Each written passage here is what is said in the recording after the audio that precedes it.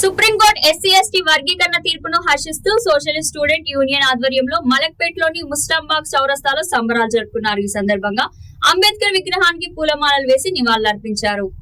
విద్యార్థి నాయకులు మాట్లాడుతూ మందకృష్ణ మాదిగ 30 సంవత్సరాల పోరాట ఫలితంగానే ఎస్సీ వర్గీకరణ సాధ్యమైందని హర్షం వ్యక్తం చేశారు. సుప్రీంకోర్టు ఇచ్చిన తీర్పును రాష్ట్ర ప్రభుత్వాలు వెంటనే అమల్లోకి తీసుకువచ్చి రిజర్వేషన్లను అమలు చేయాలని డిమాండ్ చేశారు. ధర్మాసనం ఈ భారత ప్రజలందరూ కూడా బడుగు బలహీన వర్గాలకు ఎలాంటి వివక్షత లేకుండా న్యాయం చేసేటువంటి ఈ భారతదేశ అత్యున్నత న్యాయస్థానం సుప్రీంకోర్టు నిన్న ఈ యొక్క దేశంలో ఉన్నటువంటి ఎస్సీ ఎస్టీలకు వర్గీకరణ చేసుకోవచ్చనే అమెండ్మెంట్ను ఈ యొక్క సుప్రీంకోర్టు మనకు డైరెక్షన్స్ ఇవ్వడం జరిగింది. ఆ డైరెక్షన్స్ ఇవ్వడానికి గత 30 సంవత్సరాలుగా ఈ దేశంలో ఎంఆర్పిఎస్ ఆధ్వర్యంలో పెద్ద ఎత్తున ఉద్యమాలు చేయడం జరిగింది. ఆ ఉద్యమాలలో అనేక మంది మాదిగ అమరవీరులు, అనేక రకాల వర్గాల మేధావులు చాలామంది ఈ యొక్క పోరాటంలో మరణించడం జరిగింది. ఈ యొక్క ఫలితం ఆధారంగానే నిన్న సుప్రీంకోర్టులో మన వర్గీకరణ చేసుకునే విధంగా రాష్ట్రాలకు కేవలం డైరెక్షన్స్ మాత్రమే సుప్రీంకోర్టు ఇవ్వడం జరిగింది.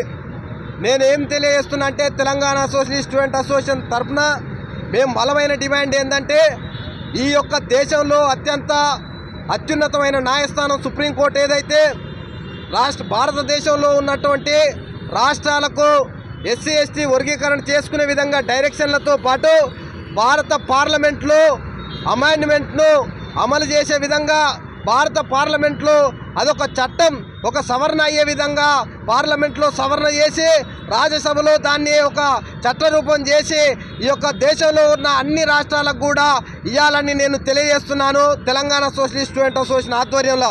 ఎందుకంటే మిత్రులారా, ఒకటి గమనించాలి, ఈ దేశంలో ఏ ఒక్క సవరణ జరిగినా కానీ ఆర్టికల్ 370 కానీ, ఈ త్రిపుల్ తలాక్ కానీ, మహిళల హక్కు కానీ, ఇలా ఈ నూతనంగా ఏర్పడ్డ తెలంగాణ రాష్ట్రం కానీ ఇవన్నీ కూడా ఈరోజు అంత ఈజీగా సుప్రీంకోర్టు డైరెక్షన్లో మాత్రమే ఏర్పడ్డాయి కాదు మిత్రులారా.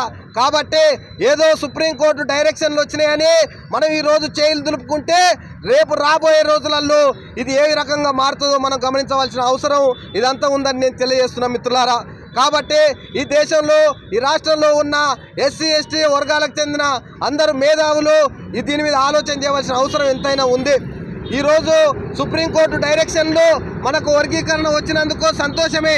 కానీ ఈరోజు దాన్ని భారత పార్లమెంట్లో రాజ్యసభలో దాని అమెండ్మెంట్స్ చేసి దాన్ని మనము ఒక చట్ట రూపంలో చేయకపోతే రాబోయే రోజులలో ఏదైతే వర్గీకరణకు వ్యతిరేకంగా పోరాటం చేస్తున్న ఏదైతే నాయకులు వాళ్ళు పెద్ద ఎత్తున మళ్ళా గతంలో 1997లో వర్గీకరణ ఈ యొక్క ఆంధ్రప్రదేశ్ రాష్ట్రంలో చేసిందనే విషయం అందరికి కూడా తెలిసిన విషయమే. కాబట్టి అప్పటి ముఖ్యమంత్రి నారా చంద్రబాబు నాయుడు గారు వర్గీకరణ చేసిన విషయం మీకు తెలుసు. మళ్ళా తిరిగి కాంగ్రెస్ పార్టీ అధికారంలోకి వచ్చినాక ఆ యొక్క వర్గీకరణను భారత సుప్రీంకోర్టులో కొట్టేయడం జరిగింది.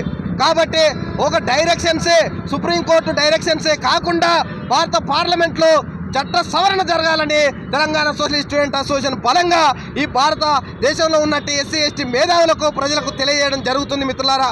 కాబట్టి ఒక సుప్రీంకోర్టు డైరెక్షన్లకు మనం సంబరాలు చేయడం కాదు, ఏదైతే నిన్నటి రోజున మాన్యశ్రీ మందాకృష్ణ మాదిగ చెప్పినటువంటి విషయము ఈ యొక్క సవరణ జరిగి దాని చట్టరూపం దాల్చిన అన్ని రాష్ట్రాలకు డైరెక్షన్స్ అధికారికంగా మనకు పోతేనే దాని మీద మనము సంబరాలు చేసుకోవాల్సిన అవసరం ఎంతైనా ఉందని నేను తెలియజేస్తున్నాను. కాబట్టి గతంలో 97లో వచ్చినటువంటి వర్గీకరణను మళ్ళా 2004లో కొట్టేయడం జరిగింది. కాబట్టి మళ్ళా కూడా ఇది రిపీట్ కాదని మనం అనుకోకూడదు. కాబట్టి ఏ మాత్రం అవకాశం ఉన్నా కానీ మళ్ళా కూడా ఈ యొక్క ఏదైతే డైరెక్షన్స్ ఉన్నాయో మళ్ళా కూడా ఇక్కడ ఈరోజు మాలల నాయకుల ఆధ్వర్యంలో ఢిల్లీలో పెద్ద ఎత్తున పోరాటాలు చేయడానికి వాళ్ళు బయలుదేరారు.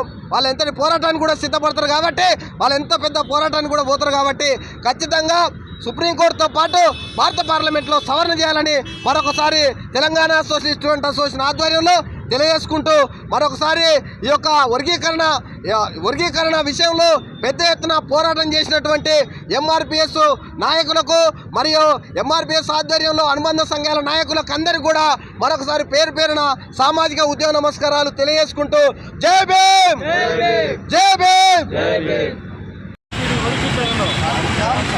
వదిలాలి మాదిగల ఐక్యత, వదిలాలి మాదిగల ఐక్యత. జై